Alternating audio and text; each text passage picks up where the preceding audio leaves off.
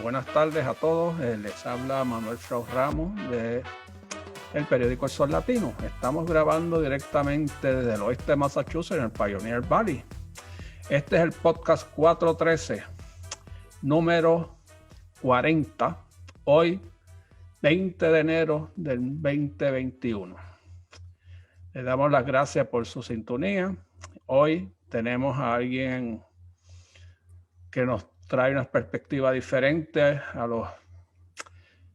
las personas que hemos invitado anteriormente. Tiene una vinculación con Holyoke a través de la Biblioteca Pública de Holyoke. Tiene una vinculación con la Universidad de Puerto Rico, fue profesor de allí, y hoy se encuentra en México. Le hablamos, vamos a entrevistar a Joel Blanco Rivera, profesor de la Escuela Nacional de Conservación, Restauración y Museografía de la Ciudad de México. Joel, bienvenido.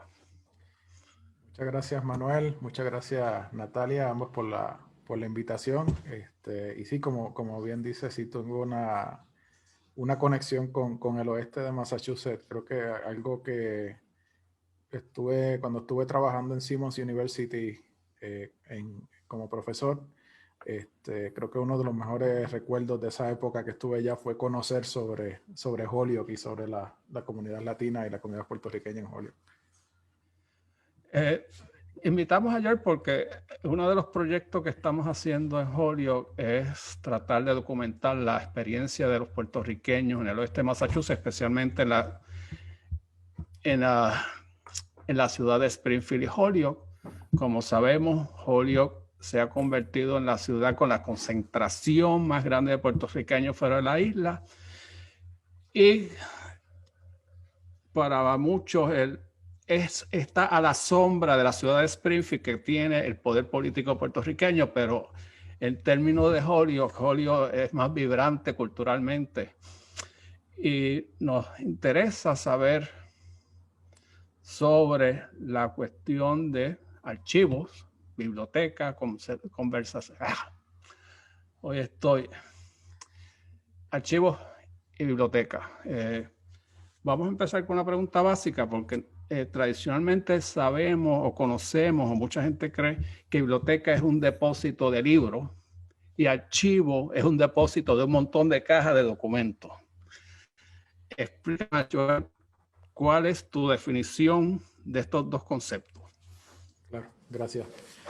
Sí, como bien dices, a veces se crea esa visión de lo que son, de ver tanto la biblioteca como el archivo como estos depósitos, tanto de libros por una parte como de cajas y documentos viejos en otra. Cuando hablamos de bibliotecas y de archivos, yo lo veo más en términos que son centros o instituciones o centros que se dedican a ofrecer unos servicios de organización, unos servicios de información a una población o a las poblaciones. Dentro de las bibliotecas, pues sí hay un componente de que pues están los libros, ¿no? Pero ya también en esta era digital, ¿no? Pues también hay componentes de servicios electrónicos. Particularmente en el caso de las bibliotecas públicas vemos una función social donde la biblioteca pública también se convierte en un lugar donde las personas pueden ir no solamente a buscar un libro, pueden ir a tomar talleres, pueden ir a ir a actividades, pueden ir inclusive a utilizar el internet para llevar a cabo algunos servicios. Entonces, esa función de unos servicios de información que se le provee a la ciudadanía pues es una característica importante de las bibliotecas. En términos de los archivos, tiene esa similitud, ¿no? Yo lo veo así con esa similitud de servicio, aunque sí tradicionalmente por el tipo de material que se conserva en los archivos, que es pues, documentos de distintos formatos, pero que son únicos, ¿no? Que son, por lo menos en cuestión análoga, pues sí hay tradicionalmente esta idea de que el archivo es para que vayan los historiadores o que vayan los investigadores pues a consultar los archivos y a escribir sus tesis o sus libros o hacer sus investigaciones. Sin embargo, también la figura del archivo va mucho más que eso. Y también veo un elemento de servicio y un rol importante de de no solamente preservar documentación, pero pues a través de esa conservación, esa preservación, poder conservar una representación de la sociedad, ¿no? y de la sociedad, y ofrecer unos servicios que vayan más allá que pura investigación. Y que los archivos tienen un rol también para la ciudadanía en ese elemento. Joel, en tu resumen, tú dices que una de las áreas que te interesa son los archivos web y archivos de redes sociales. ¿Me puedes explicar qué es eso? Sí, seguro. Principalmente algo que se ha visto, pues obviamente en los últimos años, pero pues ya viene particularmente en el caso de la web desde la misma de los 90, cuando la web ya era de uso más público, ¿no? Cuando hablamos de archivo web o de redes sociales, es estas prácticas o estos procesos que van encaminados a la selección, a la preservación y el acceso a contenidos que son publicados en la web.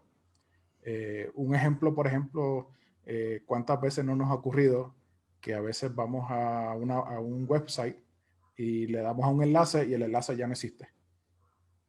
Inclusive cuando leemos algo, ¿no? Hay una referencia o de una noticia y queremos ir de nuevo a esa noticia que salió hace unos años y ya no la encuentro porque ya ese enlace desapareció, por las razones que sea. Pues en cuestión de archivo web se dan unos procesos tanto técnicos como de bibliotecarios, de archivistas, de personas, de cualquier persona, donde se busca crear unas copias para preservar ese contenido. Y bueno, y todo ese proceso pues conlleva unos pasos y unos procedimientos y unos procesos para hacerlo de una manera pues eficiente, ¿no? y efectiva. Y similar se da con las redes sociales. En el caso de las redes sociales se ha visto particularmente en los últimos años con eventos particulares de movimientos sociales, de movimientos políticos, por ejemplo, de movimientos Black Lives Matter, desde los años de las protestas en Ferguson, Missouri, donde pues bibliotecarios, archivistas comenzaron a utilizar herramientas tecnológicas para hacer un acopio de los tweets que estaban ocurriendo sobre las protestas, ¿no? Y que hay una importancia también, un entendimiento de que eso tiene un valor. Cuando hablamos de un valor histórico, por ejemplo, no son solamente los documentos del siglo XIX. Ahora mismo, por ejemplo, hoy somos 20 de enero, lo que está ocurriendo actualmente en Estados Unidos con el nuevo presidente, pues yo estoy seguro que hay bibliotecarios, archivistas en Estados Unidos y en otros lugares que ahorita están haciendo procesos de archivo web o de archivo de redes sociales para poder preservar parte de esa información, porque no se puede preservar todo. Yo en lo que dice sobre, bueno, por ejemplo, la inauguración del nuevo presidente de los Estados Unidos, eso se está archivando ahora mismo. A como dé lugar en multimedia, por escrito, en prensa escrita, audio, todo. Ahora, la pregunta mía es, ¿qué es lo que hace falta para que las personas acudan en las bibliotecas, a los archivos? Que el archivo sea un ente vivo, palpable, que no sea solamente para las personas que están estudiando un tema, sino para que la gente se sienta, ahí donde voy a ir a buscar información, hechos, porque como sabemos, vivimos una época donde lo que es un hecho se ha convertido en algo debatible y no debería, o sea, son los puntos de vista que son debatibles, pero los hechos nunca.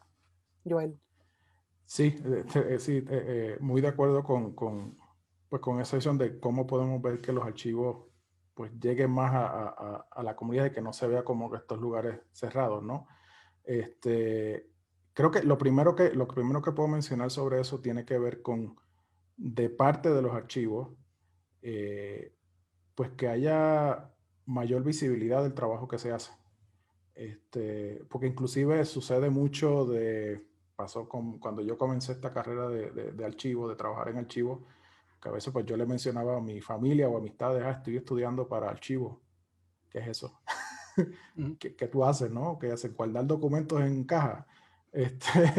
Y es mucho más que eso. Entonces por una parte, tenemos que visibilizarnos más en el trabajo que hacemos, y el archivo como institución tiene que también socializar con las comunidades que impacta, ¿no? Puede ser público general, puede ser unas comunidades particulares, sobre cómo pueden también ser un lugar mucho más allá de lo que son pues, para los investigadores, ¿no? Que la información es para mucho más que eso y para muchas otras razones. Ok. ¿Me puedes decir qué es lo que tú haces en México? Sí. Porque pasaste por diferentes instituciones, Claro. Simmons College, después te fuiste a la UPR, Universidad de Puerto Rico, recinto de Río Piedra, y terminas en México. Sí, claro. ¿Qué te llevó a cambiar de escenario? Claro, pues mi transición a México principalmente fue por razones personales. Pues mi esposa es de aquí de México, y entonces pues sí tomé la decisión hace ya casi 4 años, de venir aquí a México, vivir a México, y pues estar acá pues con mi esposa y hacer una familia acá. Y eso fue la razón que me dio a vivir aquí a México, y afortunadamente pues me presentó esta oportunidad de conocer, ¿no? A través de colegas, de personas que he conocido, sobre esta Escuela Nacional de Conservación, Restauración y Museografía, que es donde estoy actualmente, principalmente trabajando en la maestría en conservación de acervos documentales. ¿Eso es una Y eso es la razón institución, principal. eso es una institución pública o privada? Es una institución pública, forma parte del Instituto Nacional de Antropología e Historia, Okay. De México. Entonces sí, es parte de ese instituto. ¿Y qué trabajo tú estás haciendo o qué proyectos tú estás realizando actualmente en México? En México. Pues mira, actualmente, pues dentro del programa de maestría en conservación de acervos documentales, es un programa multidisciplinario, donde tenemos un cuerpo de profesores, debemos de archivos como yo, de biblioteca, de museos, de antropología, ¿no? Entonces estamos en esa visión multidisciplinaria, entendiendo lo que es la conservación de acervos, la conservación de archivos de una manera más amplia. Entonces, aparte de los cursos que doy en esa maestría, también he estado en proyectos. Justo este semestre comienzo un proyecto de colaboración con colegas de la UNAM, de la Universidad Nacional Autónoma de México, donde justo vamos a estar haciendo un proyecto de documentación para crear una colección web y también archivo de Twitter sobre la pandemia del COVID en México. Cómo documentar lo que está sucediendo en México y lo que se está transmitiendo en redes sociales, particularmente en Twitter y en la web, sobre el COVID. Y además de eso, no he dejado mi conexión con Puerto Rico. Ya desde el año pasado he estado con unos colegas,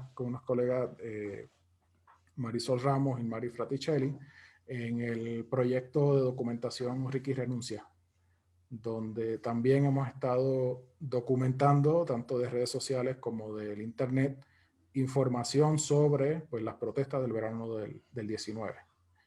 Y esos son como los dos proyectos principales que he estado trabajando. Hace unas semanas atrás tú tuviste un evento virtual con la gente del Archivo de Puerto Rico. ¿En qué consistía ese encuentro?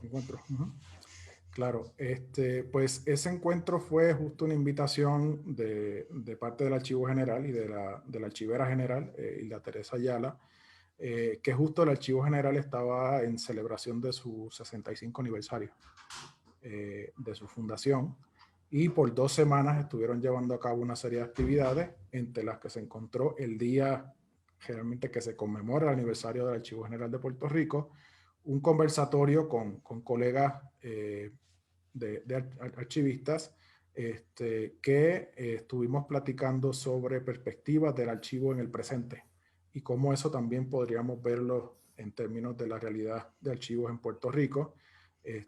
Tuvimos colegas que estuvieron platicando de temas de preservación digital, de temas digitales en mi caso, y otra colega, Luz Mari Rodríguez, que habló una perspectiva más amplia de justo lo que estábamos platicando ahorita, de cómo se ven los archivos, de qué son los archivos, y qué se documenta y qué no en los archivos. Y en mi caso, pues estuve hablando como unos apuntes y unas reflexiones sobre el tema de la educación para aquellos que quieran trabajar en archivos.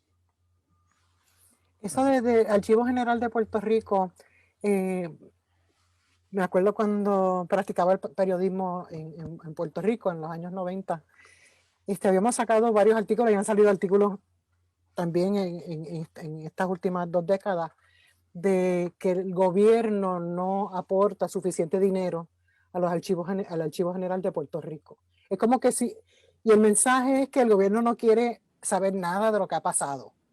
O sea, si tú no vas a apoyar la gestión del Archivo General de Puerto Rico, pues darle un presupuesto para que pueda hacer su trabajo de manera que sea útil para ahora y para las generaciones que vengan, pues entonces no crees entonces en lo que es un archivo. Me imagino que tú sabes lo que ha estado pasando en Puerto Rico a través de todos estos años. ¿Puedes hablarnos un poco sobre cómo eso impacta a Puerto Rico no tener un archivo general que tenga el apoyo total en términos presupuestarios? ¿Cómo eso impacta a Puerto Rico? Claro. Sí, mira, son varias cosas creo que son importantes mencionar en referencia a esa pregunta. La primera, que creo que es lo más, como el término, cuando hablamos del archivo general, lo que hablamos de archivos, lo relacionamos con conservación, ¿no? Y inclusive con la memoria de la sociedad. Y se empieza a hablar bonito, pero como tú bien dices, cuando vamos en la práctica, pues, ¿dónde está el apoyo? Pues hay un elemento importante de cualquier sociedad o de cualquier país, de su propia historia, ¿no? De cómo a través de los archivos se puede preservar o se puede dar la oportunidad de no solamente preservar historias, ¿no? De que se pueda analizar el pasado. No solamente como algo que pasó ayer, sino como algo que nos podría identificar a qué podemos aprender de ese pasado para ver cómo enfrentamos en lo que estamos en el presente. ¿Sabe? Eso es un elemento. Y entonces ahí pongo otro elemento sumamente importante del archivo general o de cualquier archivo nacional, que es un elemento que tiene que ver con acceso a la información y transparencia. O sea, cómo, si dices que eres un gobierno y una democracia, pues, ¿cómo podemos estar sin la posibilidad de que los ciudadanos puedan tener acceso a información pública de una manera eficiente? Y en ese elemento, aunque se ve un poco como que eso le corresponde a las agencias de gobierno, el archivo general juega un papel fundamental de liderazgo y necesita ese apoyo para entonces, o sea, establecer ese aspecto del acceso a la información. O sea, que son dos funciones tanto de preservación de documentación sobre el pasado, pero también el manejo eficiente de la información del presente para propósitos de transparencia y para propósitos de rendición de cuentas, ¿no? Entonces ahí, ya con esas dos, ahí se refleja lo fundamental que es el trabajo de un archivo general. Y ahí donde entra en juego la democracia de un país. Porque si no estás proveyendo información del pasado y del presente, pues te puedes inventar lo que quieras y la gente Exacto. van a creer una cosa o la otra, pero como quiera que es peligroso. Así que este trabajo de que tú tienes y que tienen pocos otros es fundamental para el bienestar de un país democrático. Sí, totalmente. Y a la misma vez es un trabajo que casi se hace en secreto, que no conocemos. Y ahorita dijiste un poquito más, dijiste, es que tenemos que dejarnos conocer mejor. Claro. ¿Cómo podemos conocer el trabajo que ustedes hacen mejor? Bueno, oportunidades como esta es un ejemplo para poder conocer, y de nuevo se lo agradezco mucho este espacio, pero inclusive en el día a día, yo creo que al igual que mencioné al inicio sobre la función de las bibliotecas como servicios de información en los archivos también. Es como un servicio a las comunidades también. Algo que sí ha estado creciendo en los últimos años dentro del trabajo que se hacen los archivos es este tipo de proyectos de documentación de comunidades, donde el archivero o la archivera participa junto con la comunidad en esos proyectos de documentación. No necesariamente como que de la manera tradicional de voy a contactar a Manuel para que me done su archivo para llevármelo a mi archivo en universitario, por ejemplo, sino que sea la misma comunidad que desarrolle estrategias de cómo quiero documentar mi grupo, ¿no? Mi comunidad. Y, y ese rol participativo, pues es una manera en el que se da a conocer pues qué es lo que se hace en los archivos y cuál es el trabajo que hace y cómo se visibiliza, ¿no? ese trabajo. Entonces esa es otra manera en la cual se ve ese tipo de trabajo, que justo lo que comentó Manuel de esa conversación que hubo, en la que yo participé con el del Archivo General, que está disponible en Facebook, y invito a que la vean el video, porque inclusive en la última parte, que fue más de preguntas, respuestas y de una conversación, surgieron esos tipos de temas de cómo el Archivo General también puede involucrarse en esos tipos de iniciativas, de colaboraciones, ¿no? Para salir de lo que es lo que tradicionalmente se conoce. Entonces, esas son otras maneras de visibilizar el trabajo. En tu opinión, ¿cuáles son los archivistas innovadores? O sea, ¿quiénes son las personas o las instituciones que tú miras y dices, oye, lo que ellos están haciendo, yo quiero aprender y quiero adaptar sí, esos protocolos o procesos? Es protocolos, procesos. Mira, hay un ejemplo, por ejemplo, de archivo, en inglés se conoce Community Archive, ¿no? O sea, es archivo comunitario, es como una traducción literal. Pero por ejemplo, en esa línea hay un proyecto que ya lleva varios años, que yo siempre, inclusive en mis clases, cuando toco estos temas, lo uso de ejemplo, que se llama el South Asian American Digital Archive. Y es un proyecto, de hecho, completamente digital, no es un archivo físico. Y esa iniciativa surgió inicialmente por varias personas que se dieron cuenta que los archivos tradicionales no había documentación sobre las comunidades del sur de Asia que viven en Estados Unidos, de esa diáspora. Entonces dijeron, pues tenemos que hacer algo para documentarnos, ¿no?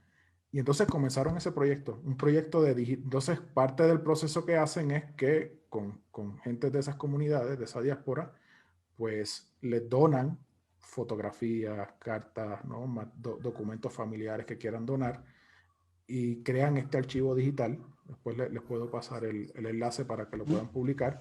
Y ahí está un archivo digital en la web, donde de manera colaborativa han creado un proyecto bien bonito y súper interesante. Entonces eso es un ejemplo en cuanto a proyectos, ¿no? Que creo que es el primero así que se me vino a la mente en cuanto a iniciativa. Déjame tomar la oportunidad de reconocer a Joel Blanco Rivera, porque fue clave en el proyecto de obtener los videos de la familia Hispana Inc., que durante décadas estuvieron en el sótano de la casa del presidente del Hispanic American Festival. Y fue que en una conversación con Joel, él me dio el vocabulario que se debe utilizar en conversaciones para obtener en este caso eran los videos betas de la familia Hispana Inc., que no es dona, sino vamos a coger prestado o tomar prestado tus documentos, los digitalizamos y te los devolvemos. Y con ese mismo approach, yo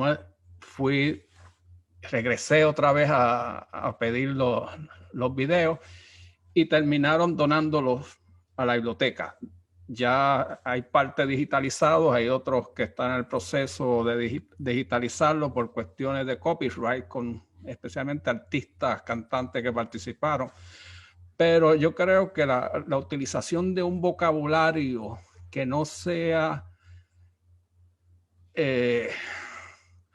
como diciendo, aquí vengo yo a que me dones esto, sino vamos a trabajar juntos cómo podemos preservar eso que tú tienes y nos beneficiamos mutuamente. Y yo creo que el vocabulario que yo utilicé en la última conversación con Diosdado López ayudó muchísimo en esto, porque no se vieron intimidados de que nos íbamos a quedar con la colección y después nadie más la iba a ver. Claro. Yo creo que ese es parte de ese proceso de que hasta cierto punto no utilizar el vocabulario académico, porque intimida a mucha gente de la comunidad. Este viene a buscar lo que yo tengo y después no lo volveré a ver más, que es el caso típico de Holyoke.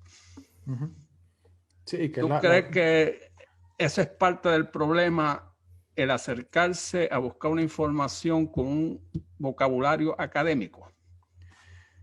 Sí, inclusive sí estoy de acuerdo, y creo que hay un punto importante, mencionas lo del lenguaje, es cómo tú generas, ¿no? O generas confianza, o sea, es como una relación de confianza, O sea, que también es un poco salir de la visión tradicional, como bien lo dice, ¿no? Que si eso va para el archivo lo van a esconder, o si va para el archivo, pues casi nadie va a estar allá en los sótanos, o no sé dónde va a estar guardado, sino que sea una relación donde se puedan pues fortalecer esos lazos de confianza que permitan ese tipo de colaboración. Y eso es un proceso que no es sencillo, ¿no? Que no se da de un día para otro.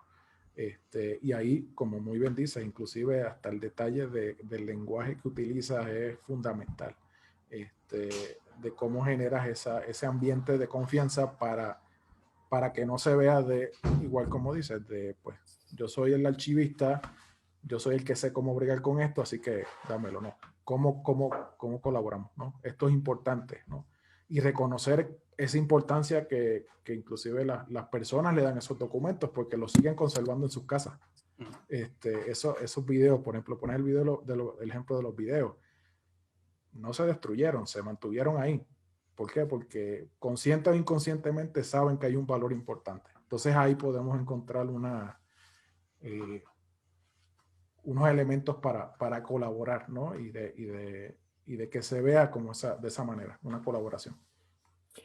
Para yo mejor entender cómo piensa un archivista. Por ejemplo, Joel, de aquí acaba de salir un presidente, Donald Trump.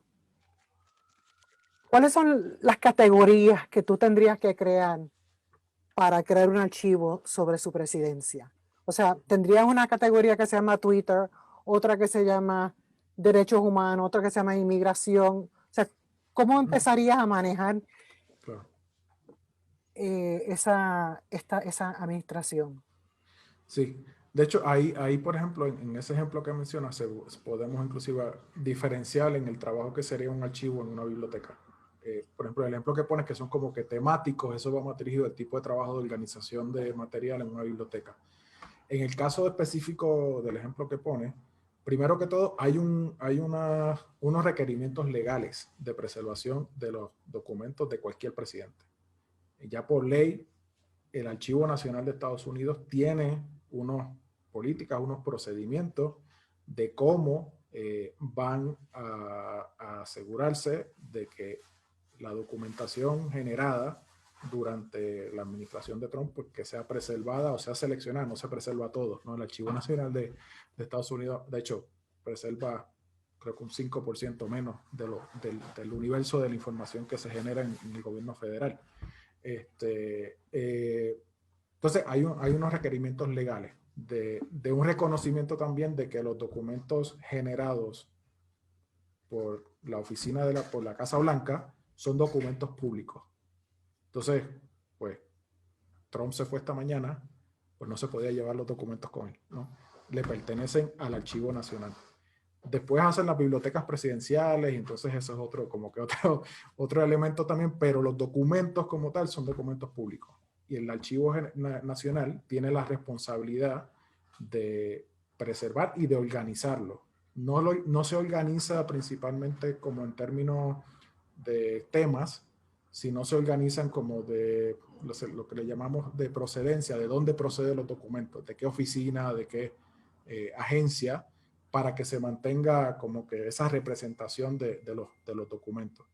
Inclusive las redes sociales, por ejemplo, la cuenta de Twitter del presidente, también se considera documento público y el Archivo Nacional tiene una responsabilidad de preservar el Twitter. De hecho, hace unos días sacaron un comunicado del Archivo Nacional que van a preservar los tweets, ¿no? de la presidencia. Igual que hicieron en la presidencia de Obama, que su uso de redes sociales fue muy extenso, pues también tienen una responsabilidad porque eso se considera parte de la función pública de comunicar y por lo tanto hay una necesidad de preservarlo. Oye, Joel, pues, por curiosidad, ¿cómo tú preservas los Twitter?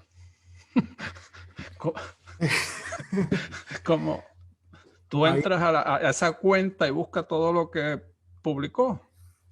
Sí, se genera básicamente, ahí sí entra el desarrollo de herramientas, de programas que permiten la captura, ¿no? de esos tweets en un formato que pueda permitir su preservación.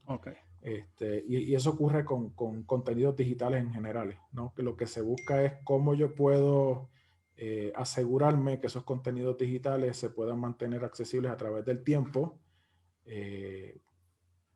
aunque cambie el programa, aunque si de aquí a 15 años Twitter ya no existe, pero puede haber una forma de que los tweets se puedan ver y se puedan visualizar. Entonces sí son como que ahí sí se da una relación entre pues, el trabajo humano y el automatizado de usar estos programas para capturar estas cuentas de Twitter y es básicamente como crear algún tipo de copia, pero que se pueda pues, preservar a corto y a largo plazo. En términos generales, así es como se hacen esos procesos. Esa pregunta es interesante, Manuel, también porque Twitter, por ejemplo, es una compañía privada. Ellos no tienen que entregar nada. O sea, eso, si Twitter quiere entregar copias de todos esos tweets en este ejemplo del expresidente, pues perfecto. Pero si deciden no, eso ya se convierte en otro asunto legal. A la misma vez, yo quería preguntarte, un archivista hoy en día debe de pensar como si fuera Google, que uno piensa, ok, ¿cuáles son las palabras o las frases que la gente utiliza para encontrar información? O sea, tú eres como un Google. No creo que como un Google. Pero no, de hecho es muy importante lo que menciona Natalia, porque sí, también esto ha llevado también, hemos estado hablando de cómo visibilizamos más los archivos y cómo ha cambiado inclusive la misión de los archivos, pero también las destrezas que tenemos que desarrollar los archivistas, pues también han evolucionado. Entonces, por una parte, no es que tenemos que ser unos expertos en ciencias de computación, pero tenemos que conocer cómo funciona el asunto, ¿no? Si lo ponemos en esas palabras, cómo funcionan los sistemas y entonces cómo colaboramos con gente que son expertas en sistemas, en informática, en ciencias de computación, para poder preservar esa información y para poder desarrollar herramientas que facilitan la búsqueda y la recuperación de la información, ¿no? Así como un tipo Google, pero que sí, ya no se ve de esta forma general de crear una ficha de catalogación como las que veíamos en la biblioteca, sino que pues las tecnologías también están presentando esas oportunidades. Sí se ha dado dentro del área de los archivos un trabajo que yo ahora estoy como que comenzando justo ahora que cuando estaba yo he estado más trabajando en esta cuestión de Twitter. Por ejemplo, yo a nivel personal, pues estoy pensando, pues voy a tomarme unos cursos de programación, ¿no? Para por lo menos conocer cómo funciona, ¿no? Y ya hay unas áreas donde hay archivistas que están trabajando ya en temas de desarrollo de herramientas o de la implementación de tecnología para la organización de la información en los archivos, particularmente utilizando tecnologías digitales. Así que es como que una habilidad importante que tenemos que ir desarrollando y actualizándonos, ¿no? para poder hacer nuestro trabajo. Y de hecho, pensando, Joel, en este concepto de cómo las redes sociales, plataformas como Twitter, como Facebook, han sido, con el paso de los años, una parte importante en la contribución a poder tener acceso a documentación, a imágenes, a sonidos, a piezas de la historia que vivimos día a día en diferentes puntos del mundo, no necesariamente parte de las fuentes oficiales, sino como parte de la comunidad que tienen un ángulo completamente diferente, pero igualmente válido. ¿Cuánto de esta implementación de la nueva tecnología que las redes sociales aportan para el trabajo de un archivista se ha tenido que modificar o adaptar para poder también capturar todas estas piezas de documentación de la historia que para mucha gente tal vez sonará como simplemente es una foto de tal día en tal lugar, pero es en realidad un momento en la historia del mundo? Sí, totalmente. Yo creo que ahí lo importante, bueno, dos componentes importantes. Muchas veces cuando se habla de estos cambios, pues lo primero que uno piensa, pues uno tiene que ir adaptándose a las tecnologías, ¿no? Y cómo uno va aplicando las tecnologías, pero va mucho más que eso. Y ahí sí lo que se ha visto en el trabajo del archivista, la manera en que yo lo veo, es que nos lleva entonces a llevar a llevar a cabo unos trabajos o unas posturas un poco diferentes al rol tradicional, como por ejemplo, eh, tradicionalmente, como decíamos anteriormente, pues en un archivo lo que uno puede hacer es, pues, contacto a Manuel y hablo con él para que él me dé su archivo, que tiene documentos de hace 20, 30 años. En el caso de lo digital, no solamente de redes sociales, yo no puedo esperar 5 o 10 años para empezar a pensar, ay, ¿cómo puedo acumular toda esa información y preservarla? Es como que algo prácticamente inmediato. Entonces ahí ya se ve un cambio en cuanto a la postura y el trabajo que hacemos, de que tenemos que pensar un poco más inmediato, pero también sin llevarnos el riesgo que nos convirtamos en, que a veces sale eso de las conversaciones con los de redes sociales, que nos convirtamos, usando el término en inglés, que nos convirtamos en hoarders, ¿no? De que simplemente vamos a agarrar todo, no, o sea, también hay unos procesos que ahí sí es un poco es similar al trabajo tradicional de los archivistas de por qué estoy haciendo lo que estoy haciendo y cómo lo voy a seleccionar, ¿no? Y qué criterios. Entonces, hay cosas nuevas, hay cosas como que siguen siendo parte de lo que se hace tradicionalmente en el archivista, en cuanto pues a cómo lidiar con este aspecto de documentación. Y creo que lo otro que añadiría en eso es que, bueno, en el caso, por ejemplo, de redes sociales, de contenido web, personas también que no son archivistas hacen ese tipo de trabajo también, hacen ese tipo de acopio. Utilizan programas, software, ¿no? Son expertos en programación y hacen ese tipo de trabajo. Entonces, también ahí se pueden hacer puentes también de colaboración en cuanto a la documentación de eventos o particularmente que eso se ha dado mucho en los últimos años, y cómo preservar información sobre esos eventos. ¿Cómo tú ves el desarrollo de los archivos en los próximos años? Mirando el cambio tan rápido en la tecnología, ¿para dónde vamos? ¿Para dónde vamos? Creo que algo que me gusta a mí mencionar en cuanto a eso, a veces, muchas veces cuando se habla de estos temas del presente, particularmente por lo de la tecnología, muchas veces lo pintamos como son retos o son desafíos, ¿no?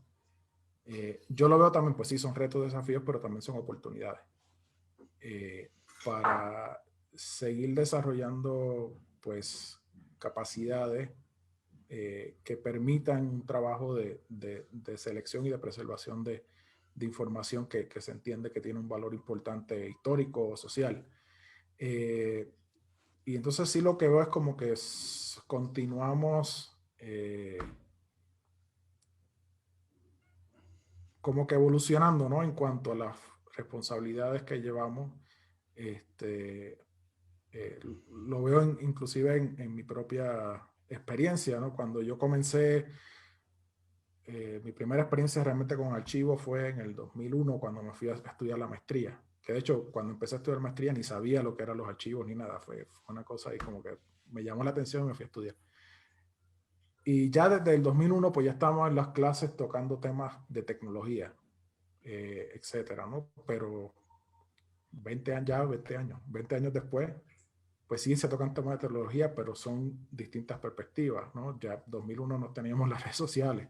Y entonces eso lleva, por lo menos en mi experiencia, ha sido una manera de integrar esos conocimientos, de continuar educándome, pero también de confirmar de que, pues, esto es lo que me gusta hacer. No me gusta ser archivista, aunque me estoy yendo por esta cuestión digital, pero en términos generales. Entonces yo creo que eso es lo que, como veo en los próximos años, en cuestión de los archivos, siguen teniendo un valor importante. Hay que continuar fortaleciendo la parte de la visibilidad del trabajo que se hace en todo tipo de archivos, no solamente digitales. Ese es otro tema también, que a veces nos enfocamos mucho en lo digital, pero todavía hay muchos documentos en papel o análogos que no se ha podido organizar, que no se ha podido describir, que no están disponibles. Eso no es un quiebre total de lo análogo. Entonces ahora a eso se añade lo digital. Entonces se diversifica, yo creo que las responsabilidades, aumenta las responsabilidades, pero lo veo de nuevo, no solamente como unos retos, pero también como unas oportunidades.